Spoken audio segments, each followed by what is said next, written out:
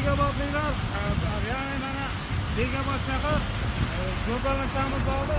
Vaqtimiz svetoforni oldi mana. Ertalabki videomizda nihoyatda bir yaroqsiz ketgan holatda turadi. Hozir mana albatta shu tegishli xodimlari kelib, yamab ko'mish holatini ko'rib turibmiz mana. Muammo Bekobod shahridagi muammo o'z yechimini topdi va bartaraf qilinish jarayonida.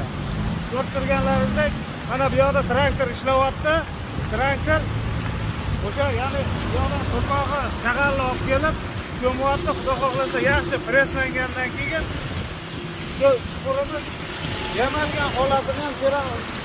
Yamalgan ko'milib teksan asfalt bo'lgan holatini ham albatta ko'rsatib boraman muntazam tarzda. Mana bir kunda bartaraf bo'lib, bir kunda hal bo'lyapti. Hozir bu yerdan shag'alni olib kelib tashlayapti mana, xudo xohlasa. Bekobod shahar mutasaddi rahbarlariga rahmat aytamiz. Shunchalik mana xalqqa so'zini yerda qoldirmasdan ertalab qilingan videomiz kechgacha bartaraf bo'lish holatini ko'rib turibmiz albatta. Kanalimizga obuna bo'linglar, like bosib qo'llab-quvvatlab turasizlar.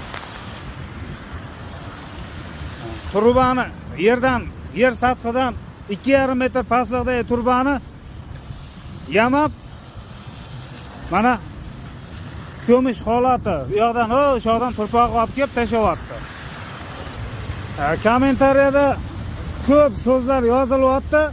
Qoldi endi shunday bo'ladi, shunday qolib ketadi deb. Unaqa emas.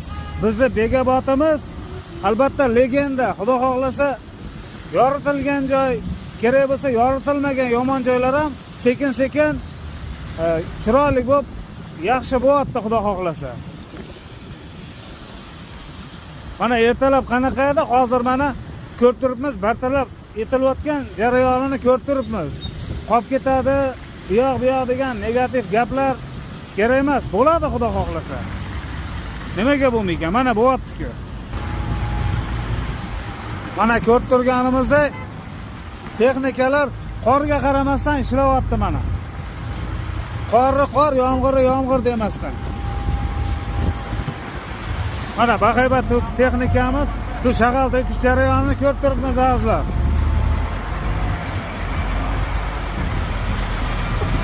Bekobod shahar hokimligiga ya'ni o'z minnatdorchiligimizni bildirib qolamiz.